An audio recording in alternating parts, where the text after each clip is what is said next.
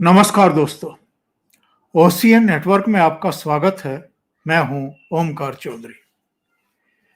जरा सोचिए, उत्तर प्रदेश में अगर योगी आदित्यनाथ के नेतृत्व में भारतीय जनता पार्टी की सरकार ना होती और यहां केंद्र में नरेंद्र मोदी के नेतृत्व वाली एनडीए की सरकार ना होती, तो ये जो अयोध्या में सरयू के तट पर और पूरी अवध नगरी में और जितने भी हमारे धार्मिक आस्था के केंद्र हैं, वो काशी हो, मथुरा हो, या मध्य प्रदेश में हो, या सोमनाथ हो, जहां भी, केदारपुरी हो, ये जो दिवाली हमें बड़ी धूमधाम से मनती हुई दिखाई दे रही है, और ये जो जगमग हमें इंडिया गेट से लेकर के राष्ट्रपति भवन, जिसको हम राजपथ बोला करते थे, अब कर्तव्य पथ बोला जाता है, वहां पर जो हम लाखों की संख्या में दीप जलते हुए देख रहे हैं, और अयोध्या में तो खैर जब से बाबा आए हैं और जब से ये भगवान राम का भव्य और दिव्य मंदिर बना है और प्राण प्रतिष्ठा हुई है, अयोध्या का तो पूरा रंग बदल चुका है। त्रेता काल में जो एक भव्यता, दिव्यता अयोध्या की होती होगी, आज उससे कम नहीं है। तो ये कैसे संभव हुआ है?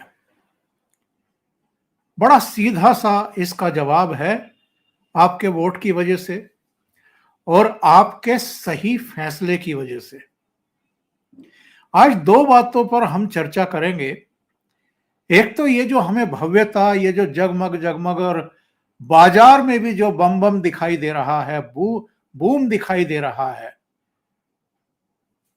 इसके क्या संदेश और संकेत हैं, और भारत जिस संस्कृति के लिए जाना जाता रहा है, जिस गौरवशाली इतिहास और परंपराओं के लिए जाना जाता है, क्या हम अब उस दिशा में सधे हुए कदमों के साथ आगे बढ़ रहे हैं या बढ़ चुके हैं?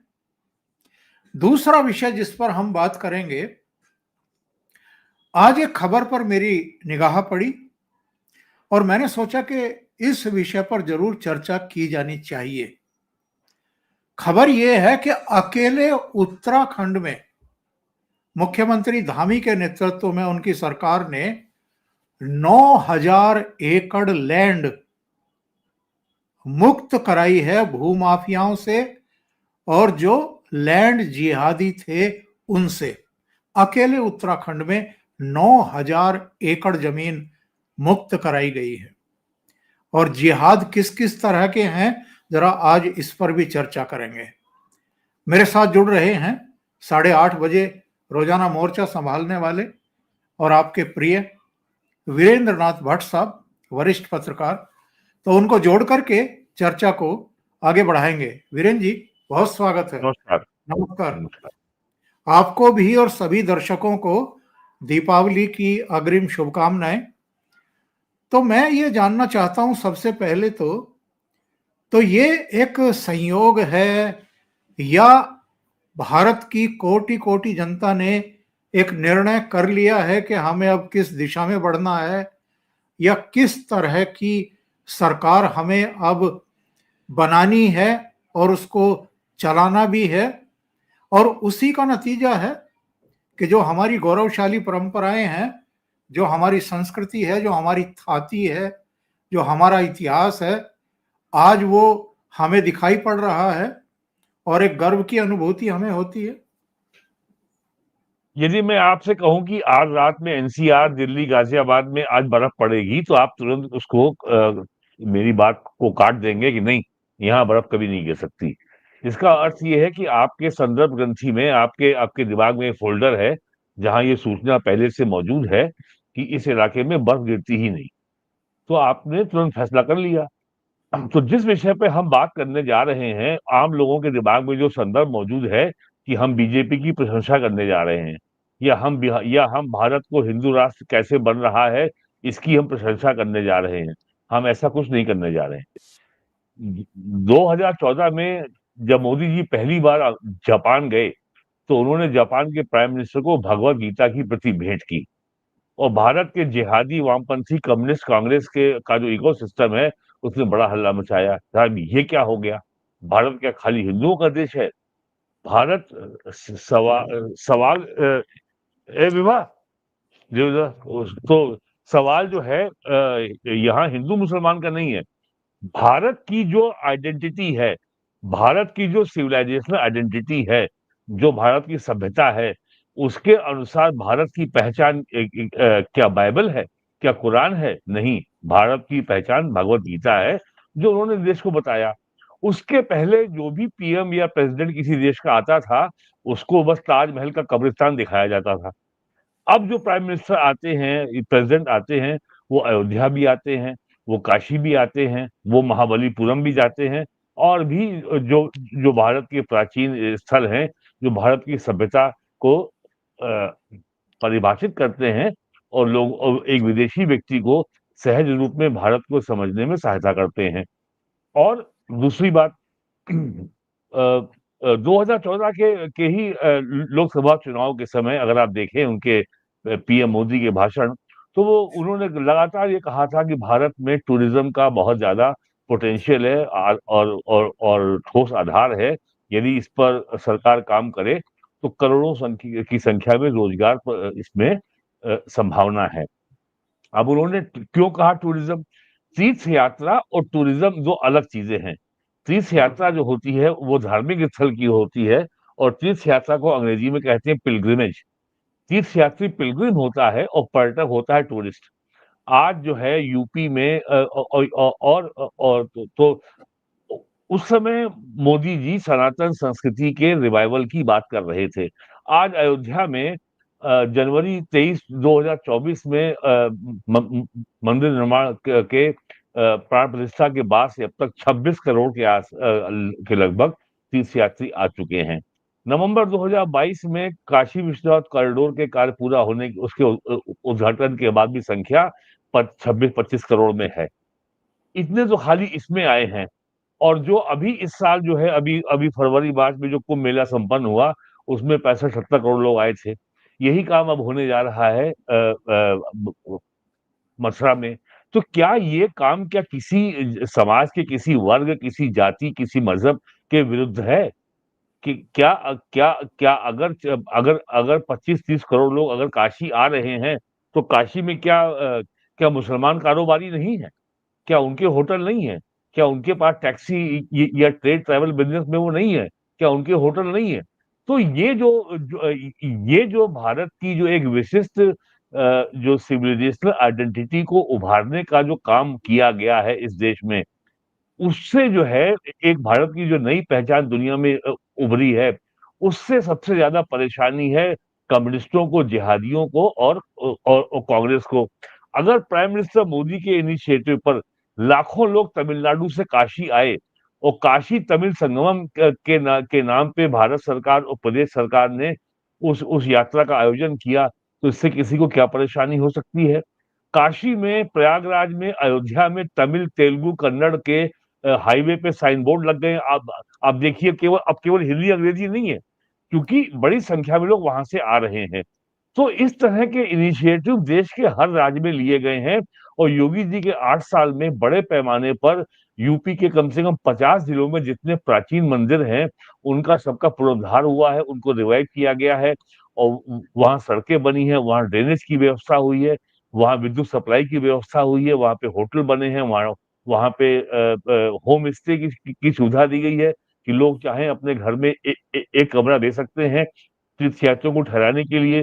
तो इससे अकेले 11 साल में करोड़ों रोजगार पैदा हुए हैं।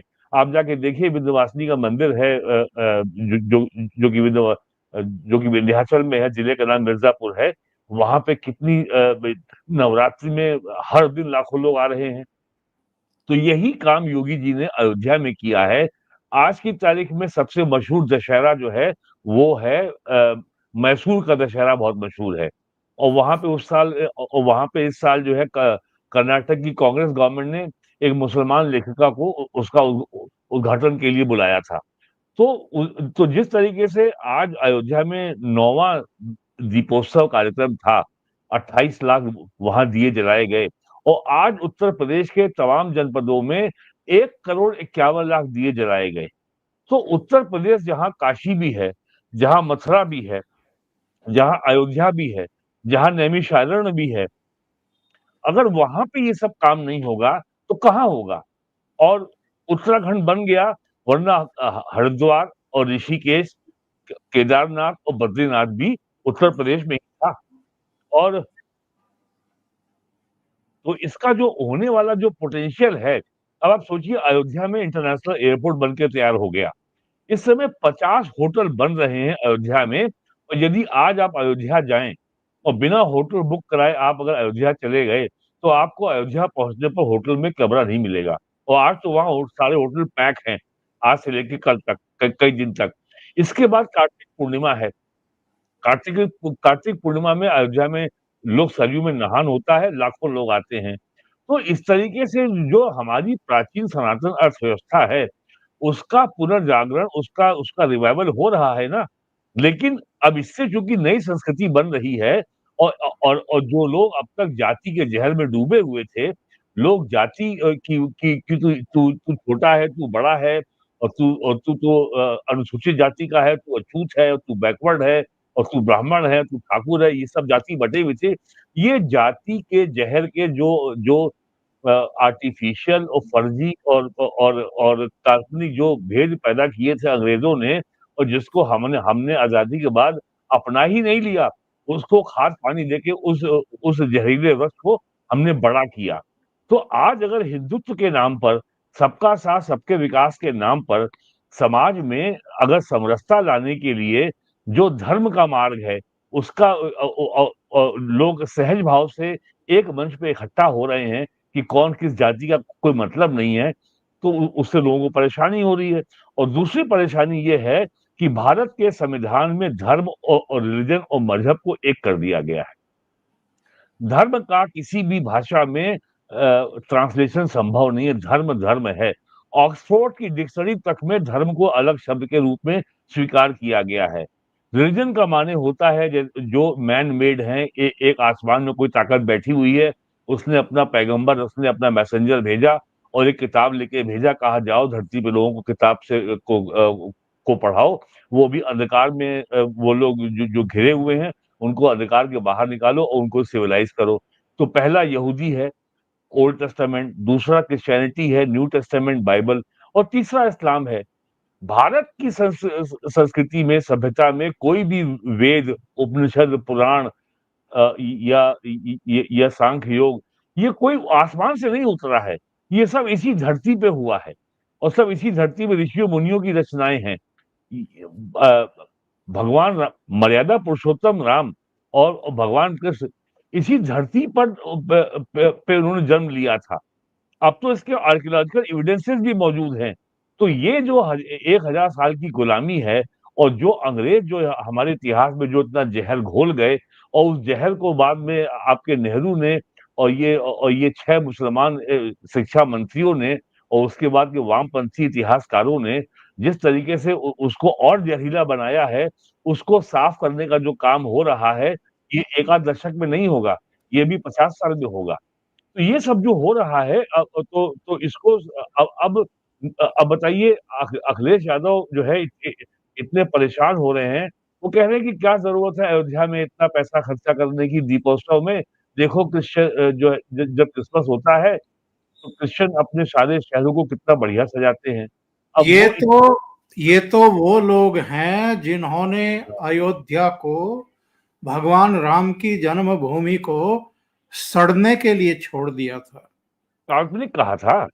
और कार सेवकों पर गोली चलवाई थी, सरयू में लहू बह रहा था। ये तो वो लोग हैं। मैं तो था, और मैं तो देख सर, 2017 तक अयोध्या में जब तक अखिलेश यादव मुख्यमंत्री थे, कभी 8-10 घंटे से ज्यादा बिजली नहीं आती थी। और जो व्यक्ति अगर पिछले 5 साल में अयोध्या नहीं गया है और अगर आज जाएगा, तो वो पहचान नहीं पाएगा कि वो कहाँ आ गया है। ये आज अयोध्या में है। अयोध्या में जो ट्रैफिक सिस्टम है, जो अयोध्या में ड्रेनेज है, जो अयोध्या में सीवेज है, वाटर सप्लाई है और पावर सप्लाई है और जो सैनिटेशन सफाई है, वो व्यवस्था लखनऊ से बेहतर है वहां। और लॉ एंड ऑर्डर भी यहाँ से आपको कभी अयोध्या में ये खबर नहीं मिलेगी कि कोई तीर्थयात्री लूट लिया गया या ठग लिया गया या कुछ हो गया। सब कुछ वहां बदल गया है। तो ये जिस तरीके से जो एक सोया हुआ भारत था, जो हजारों साल के मलबे के नीचे दबा हुआ था, वो अब उभर रहा है। और सेकुलरिज्म के नाम पर जो भारतीयों का जो हमारा संविधान जो है, जो पूरा पूरा जो अंग्रेज दे गए थे, उसी पे हमने भारत का नाम लगा करके government of India act 1920, government of India act 1935, वो पूरा पूरा हमने अपना लिया।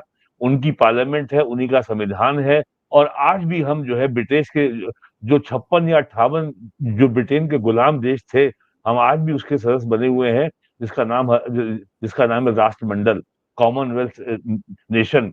और आज भी जो ब्रिटेन के गुलाम देश थे, जब वो अपने एक दूसरे के देश में एम्बेसी खोलते हैं, तो वो उसको एम्बेसी नहीं बोलते, वो उसको हाई कमीशन बोलते हैं। आज भी जो इंडिया का एम्बेसडर बैठा है लंदन में, वो इंडिया का हाई कमिश्नर है।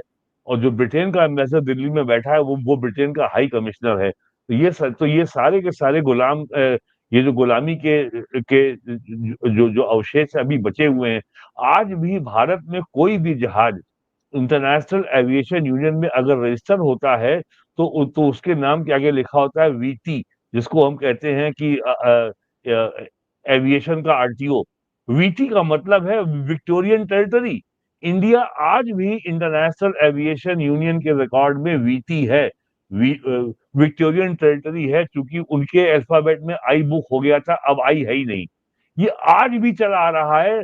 आजादी के 78 साल के बाद इंडिया वीटी है, एविएशन इंटरनेशनल एविएशन यूनियन या Virendra ji. International aviation association में। तो ये जी। जो औपनिवेशिक दास्ता की जो परतें हैं, ये इतनी इनका पहाड़ इतना बड़ा है कि लोगों के मन में इतना ज्यादा नेगेटिविटी है। अरे ये क्या फायदा, जब 2017 में हुआ तो पहली खबर तो सोशल मीडिया में तूफान मच गया था, क्या फायदा, ये इतने हजार लीटर तेल तेल बर्बाद कर दिया, गरीबों के घर में रोटी बन जाती, पूरी बन जाती, पराठा बन जाता, गरीबों का काम चल जाता। अब आज 9 साल बाद भी देखिए अखिलेश यादव कह रहे हैं कि वहां पे इतना तेल फूकने की क्या जरूरत है, जैसे क्रिश्चियन क्रिसमस मनाते हैं, आप भी लाइटें लगा देते काफी हो जाता। तो लोगों में जो एक तो जो मूल भाव है, वो नकारात्मक है। संदर्भ ग्रंथि में सूचना का अभाव है, ना कोई शत्रु बोध है, ना कोई इतिहास बोध है, ना कोई स्वयं बोध है। तो ये जो आज योगी जी ने किया है, ये ये ये एक लंबे अनुष्ठान का एक हिस्सा है, जो ये उन्हीं का तप है और उन्हीं की ताकत है, जो लगातार 9वें साल में ले आए। और हर साल इसका पूरा आकार, इसका दायरा और इसकी भव्यता लगातार और विस्तृत हो रही है, लगातार भव्य हो रही है। और आज तो बहुत बड़ी संख्या में विदेशी मेहमान भी आए थे, यूरोप के भी बहुत लोग आए थे, और वो सब वहां की जो भव्यता देख के वो आज अभिभूत थे। वीरेंद्र जी। जी, मैं ये कह रहा हूं कि ये जो जानबूझ करके हमारे आस्था प्रतीकों को, महापुरुषों को उपेक्षित किया गया, उनके जन्म स्थानों को प्रदूषित कर दिया गया, बल्कि उनकी देखभाल तक नहीं की गई। और जो हमारे तीर्थ स्थल हैं, मैं तो इनको तीर्थ स्थल कहूंगा, उनकी जो दुर्गति की गई अलग अलग सरकारों के समय, केवल तुष्टीकरण की राजनीति के लिए, और संभवतः ये जानते थे कि अगर इनका विकास हुआ जो आज हो रहा है, काशी नगरी का भी, अयोध्या का भी, हम देख रहे हैं केदारपुरी का भी, सोमनाथ का भी, और उज्जैन में महाकाल का भी, वहां करोड़ों भी करोड़ों दर्शक, करोड़ों तीर्थ यात्री वहां पहुंच रहे हैं। जाहिर है वो किसी ना किसी साधन संसाधन से पहुंचते होंगे, हवाई मार्ग से पहुंचते होंगे, सड़क मार्ग से पहुंचते होंगे, वहां भी रुकते ही होंगे होटलों में, और कुछ खाते पीते भी होंगे, और कुछ खरीदारी भी करते होंगे। कितनी बड़ी अर्थव्यवस्था बनती है इससे। और जो एक जनजागरण हो रहा है, अगर महाकुंभ में 65 करोड़ से ज्यादा सनातनी पहुंच रहे हैं डुबकी लगाने के लिए, और कई देशों के राष्ट्र प्रमुख पहुंच रहे हैं। तो ये कोई छोटी मोटी उपलब्धि नहीं है।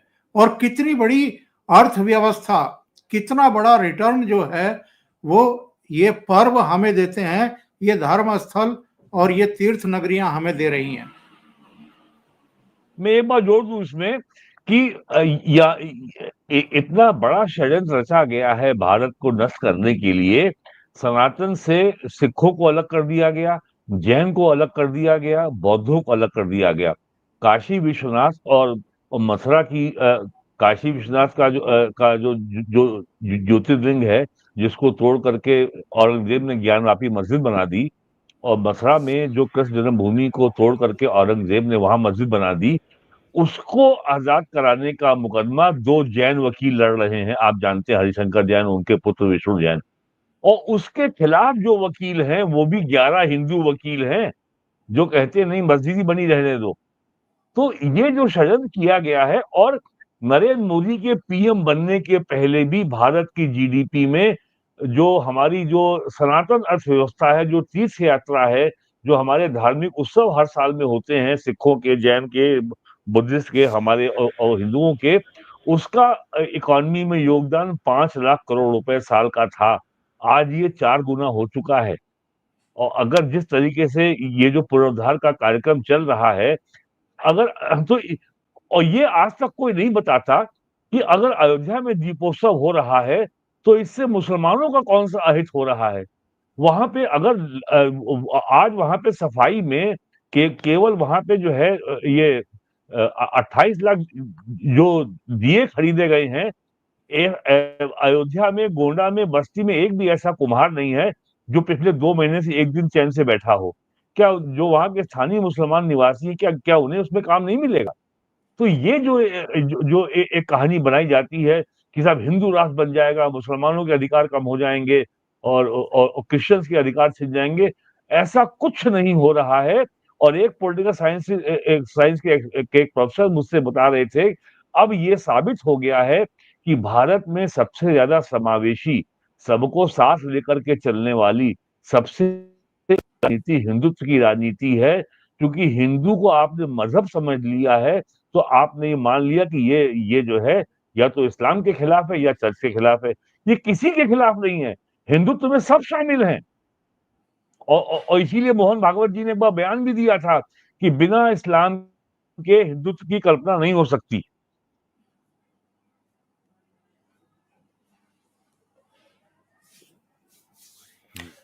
देखिए, बात ये है कि ये जो हम बाजार में आज देख रहे हैं माहौल, 1 लाख करोड़ का बिजनेस हुआ है धनतेरस पर।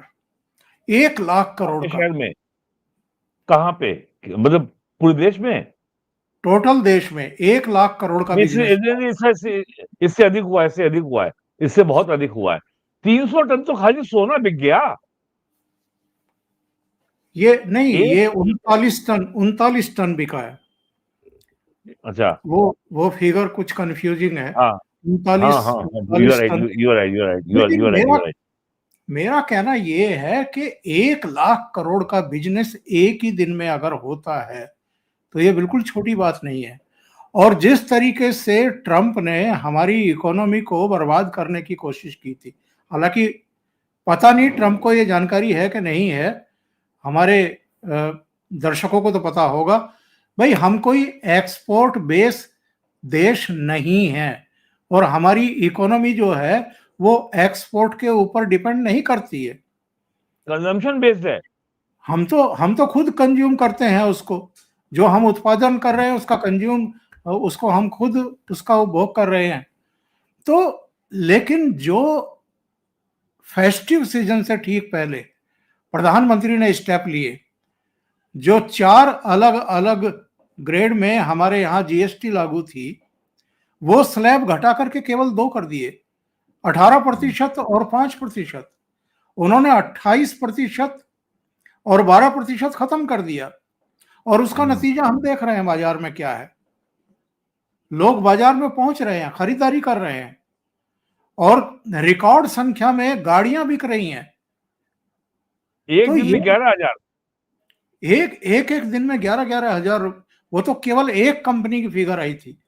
तो कहने का मतलब ये है कि किस तरीके से देश को आगे ले जाना है, किस तरह अपनी इकोनॉमी को आगे बढ़ाना है, और जो अंतर्राष्ट्रीय भी और देश के भीतर भी साजिशें रची जा रही हैं डिरिल्ड करने की इसको, क्योंकि हम ऑलरेडी फोर्थ लार्जेस्ट इकोनॉमी तो बन चुके हैं विश्व की, थर्ड लार्जेस्ट इकोनॉमी अगले 1.5-2 साल में बन जाएंगे।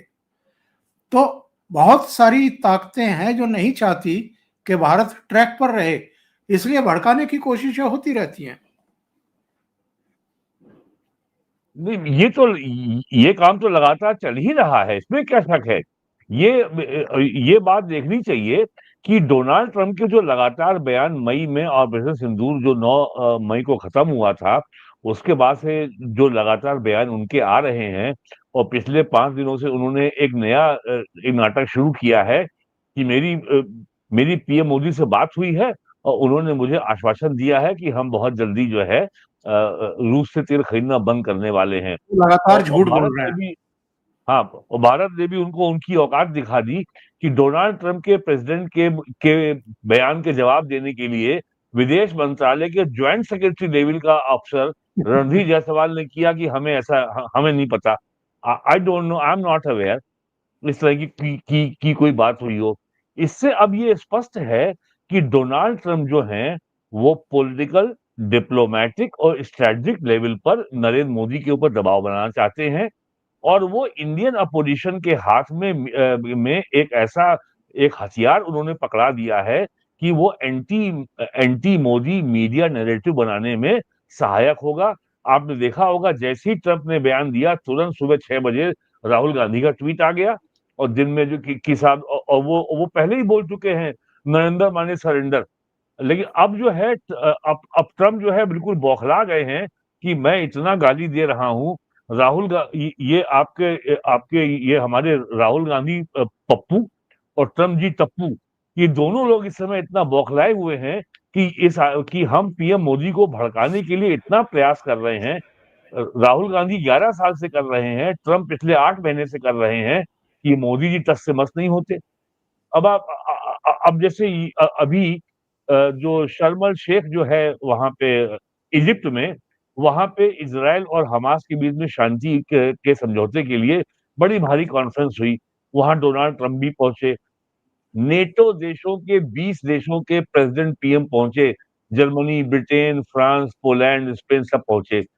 लेकिन वहां पे ना तो नेतन्याहू थे और ना हमास का कोई था। जो पार्टियों के बीच में आपको समझौता कराना है वही लोग वहां वहां नदारद हैं। वहां पीएम मोदी नहीं गए, और पाकिस्तान का प्राइम मिनिस्टर शहबाज शरीफ का तो बस चलता तो वो डोनाल्ड ट्रंप के जूते चाट लेता। पीएम मोदी ऐसे मौकों पे कहीं नहीं जाएंगे जहां इंडिया की कोई स्पष्ट भूमिका नहीं हो। उस पर भी कांग्रेस का ने जो है सवाल खड़ा किया कि मोदी को जो है बुलाया नहीं गया। और और अब ये कहा जा रहा है अरब देशों में कि शर्म अल शेख का नाम हो जाना चाहिए शर्म कर शेख। शेख थोड़ी, तू शर्म कर कि क्या हो रहा है ये चलेगा इसी तरीके से। और जैसे जैसे आपका जियो पॉलिटिकल स्तर पर और जियो इकोनॉमिक लेवल पर अगर आप स्ट्रेटेजिक ऑटोनॉमी बरतेंगे और आप ब्रिटेन, जर्मनी, फ्रांस के तरीके से डोनाल्ड ट्रंप के नौकर की तरह व्यवहार नहीं करेंगे, यस सर जो आपने कहा, यस सर, तो अमेरिका को परेशानी होगी।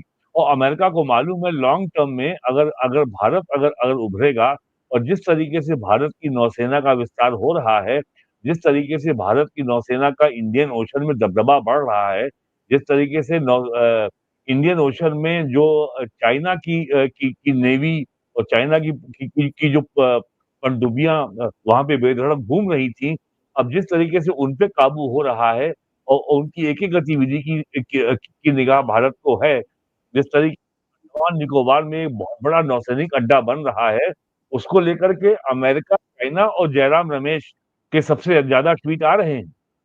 भाई अगर अंडमान में जहां से मलक्का स्ट्रेट है, जहां से चाइना का 70% फॉरेन ट्रेड उसका जो उसके समुद्री जहाज गुजरते हैं, तो उससे परेशानी चाइना को होनी चाहिए, उससे परेशानी कांग्रेस को क्यों हो रही है?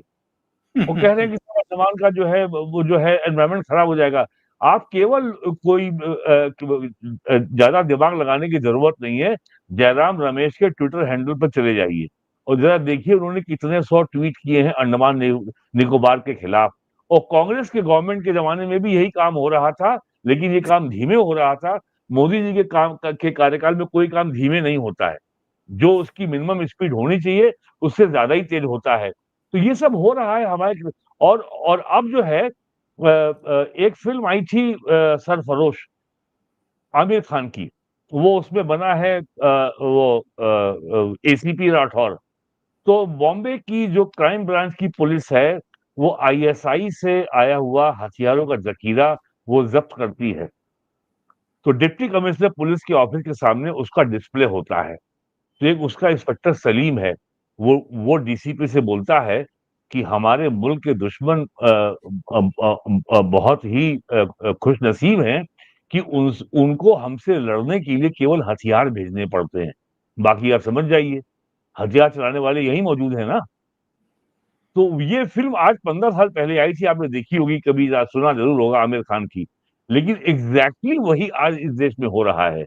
वो एक अमेरिका से बयान आता है हाइडेनबर्ग का और तुरंत यहाँ पे हंगामा शुरू हो जाता है और करीब जो है $100 बिलियन का नुकसान हो जाता है अडानी का। वो रिपोर्ट झूठी निकलती है, मामला सुप्रीम कोर्ट तक जाता है, सेबी में इसकी इंक्वायरी होती है, सब फर्जी निकलता है और वो वो और, और अडानी ग्रुप की कंपनियां फिर से नॉर्मल लेवल पे आ गई बॉम्बे स्टॉक एक्सचेंज में। उससे खाली अडानी का नुकसान नहीं, वो भारत का नुकसान है। यस, टारगेट भट्ट इंडिया साहब है। भट्ट साहब आखिर में प्रोग्राम के अंतिम चरण में ये जो लैंड जिहाद चल रहा है और कई तरह के जिहाद चल रहे हैं, इनसे लड़ाई कितनी बड़ी है, कितनी कठिन चुनौती है। एक रिपोर्ट में देख रहा था जिसकी वजह से मैंने आज ये चर्चा में शामिल करने के लिए विषय रखा। अकेले उत्तराखंड में 9,000 एकड़ भूमि लैंड जिहादियों के कब्जे से मुक्त कराई गई है और इसमें तरह तरह की गतिविधियां चल रही थी इस जमीन पर, उन सब से मुक्त कराया गया है। योगी जी लगातार कर ही रहे हैं और मुझे लगता है कि योगी जी ने जिस तरीके से इसे बहुत नियोजित तरीके से, जैसे ही एक फैसला आने वाला था तो यहाँ पर कहाँ कहाँ कितने मदरसे हैं, कितनी ईदगाहें हैं, कितनी दूसरी संस्थाएं हैं, उनकी बाकायदा पैमाइश कराई गई। तहसील स्तर के अधिकारियों को, एसडीएम स्तर के अधिकारियों को इन्वॉल्व किया गया। अब योगी सरकार के पास सारी चीजें हैं, कहाँ कौन मदरसा अवैध जमीन पर है, सरकारी जमीन पर है, किसका क्या कब्जा किया हुआ है, किस मदरसे में कितने तालीम देने वाले लोग हैं, उनमें कोई परमानेंट है कि नहीं है, उनकी तनख्वाहें कहाँ से आती हैं, ये मदरसे चल कहाँ से रहे हैं, सारी इंफॉर्मेशन सरकार के पास है। तो ये कितनी बड़ी कठिन चुनौती है कि जो लोग एक्चुअल में सबसे जो बुरा हो सकता है देश का, ऐसी नस्लें तैयार कर रहे हैं मदरसों में, और उनकी जहनियत क्या है ये हम कई बार कैमरों पर भी देखते हैं, वो किस तरह की बातें करते हैं। तो ये अपने आप में ये कितना बड़ा काम है, क्योंकि इनको कवर फायर मिलते रहे हैं पॉलिटिकल पार्टियों से और नेताओं से। जब जब सुधार की कोशिश होती है तब तब ये ढाल बन करके सामने आकर के खड़े हो जाते हैं। देखिए सर सैयद अहमद जो अलीगढ़ मुस्लिम यूनिवर्सिटी के संस्थापक माने जाते हैं, वो अंग्रेजों के बड़े भक्त थे और इसीलिए उनको जो है नाइटहुड दिया गया था और उनके नाम के आगे आज भी सर लगा हुआ है और उनको बहुत महान देशभक्त माना जाता है। और वीर सावरकर को ये बताया जाता है कि उसने माफी मांगी थी, वो तो अंग्रेजों का वो तो अंग्रेजों के मुखबिर थे। जितनी गंदी से गंदी बातें हो सकती हैं वीर सावरकर के बारे में कही जाती हैं। तो जब तक हमें ये जो पैन इस्लामिज्म है, पूरे विश्व में इस्लाम का रूल कायम करने का जो सपना मुसलमानों का है, उस नियत से सहारनपुर में दारुल उलूम देवबंद, पटना में बिहार, पटना के पास बिहार में इमारत शारिया और अलीगढ़ में अलीगढ़ मुस्लिम यूनिवर्सिटी बनी थी। और वो काम और इसी नियत से पाकिस्तान बना था। और इसी पैन इस्लामिज्म को कहा जाता है उर्दू में गजवाए हिंद, यानी पाकिस्तान तो हमने कब्जा कर लिया, अब हिंद को कब्जा करके इसको भी कब्जा करना है। और पॉपुलर फ्रंट ऑफ इंडिया जिसको भारत सरकार ने बैन किया है, उसका एक सीक्रेट डॉक्यूमेंट भी पकड़ा गया है, जिसमें उसने 2047 तक भारत को इस्लामिक स्टेट बनाने का अपना पूरा प्लान उसने उसने उसने तैयार कर रखा था। ये सब जो हो रहा है, ये उसी का हिस्सा है। और इसको पूरा सब बीजेपी के अलावा सारी पार्टियों का गजवाए हिंद को, पैन इस्लामिज्म को और भारत को इस्लामिक इसको सेकुलरिज्म के नाम पर इस्लामिक स्टेट बनाने का के अभियान को पूरा समर्थन है। अखिलेश यादव जब चाहेंगे बोल देंगे सनातन धर्म के खिलाफ।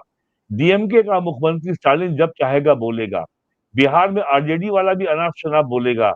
कर्नाटक का मुख्यमंत्री में खड़गे का बेटा जो है, जो जो मंत्री, वो भी बोल रहा है। आजकल वहां पे आरएसएस को बैन करने का अभियान चल रहा है।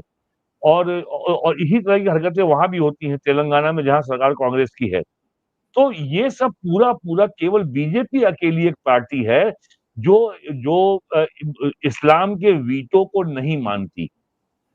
जो नेहरू वामपंथी गिरोह ने जो भारत में एक एक व्यवस्था, एक परंपरा बनाई है कि ये पॉलिटिकली करेक्ट है, यानी राजनीतिक रूप से ये सही है, इससे आगे इस पे अगर सवाल किया तो आप कम्युनल हैं, आप फासिस्ट हैं और आप एंटी नेशनल हैं।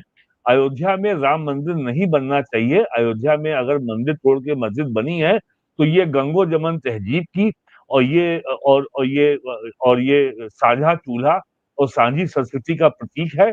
और ये ऐसे ही चलता रहना चाहिए। आप सवाल नहीं करेंगे। तो ये काम जो हो रहा है उत्तराखंड में और यूपी में, अब अभी तो असली तूफान यूपी में आना बाकी है। यूपी में योगी जी ने पूरे प्रदेश में वक्फ प्रॉपर्टी का सर्वे कराया था और joint parliamentary committee on Waqf bill जब यूपी में लखनऊ आई थी इस साल जनवरी में, तब सरकार ने ये आंकड़ा पेश किया था कि टोटल वक्फ प्रॉपर्टी जो यूपी में है उसमें 77% से ज्यादा संपत्तियों या तो सरकारी भूमि पर है या उनके पास अपने उस जमीन का ओनरशिप को साबित करने का कोई डॉक्यूमेंट्री प्रूफ एविडेंस या कोई रेवेन्यू रिकॉर्ड में उनके पास कुछ भी नहीं है। अब वक्फ बिल पास हो चुका है, सुप्रीम कोर्ट से अपहेल्ड हो चुका है। सुप्रीम कोर्ट ने ये कह दिया है कि जो वक्फ प्रॉपर्टी रजिस्टर्ड नहीं है वो वक्फ प्रॉपर्टी नहीं मानी जा सकती। वक्फ बाय यूजर प्रॉपर्टी जो मानी गई है कि आपके घर के सामने मस्जिद है, उसके बगल में आपका प्लॉट खाली पड़ा है, लोग आते हैं, वहां साइकिल, स्कूटर, मोटरसाइकिल खड़ा करते हैं, तो उन्होंने कह दिया ये अच्छा भी तो वक्फ बाय यूजर हो गया। वक्फ वक्फ एक्ट ने और सुप्रीम ने इस वक्फ बाय यूजर के प्रावधान को ही हटा दिया है और सुप्रीम कोर्ट ने उसको कानूनी रूप से वैध माना है। तो यूपी में तो असली उपद्रव अब शुरू होगा। और ये कह चुके हैं कि यूपी में 1.25 लाख वक्फ प्रॉपर्टी खत्म होने जा रही है। इससे बड़ी संख्या दिल्ली में है, और ऐसी बड़ी संख्या हरियाणा में है, ऐसी बड़ी संख्या पंजाब में है।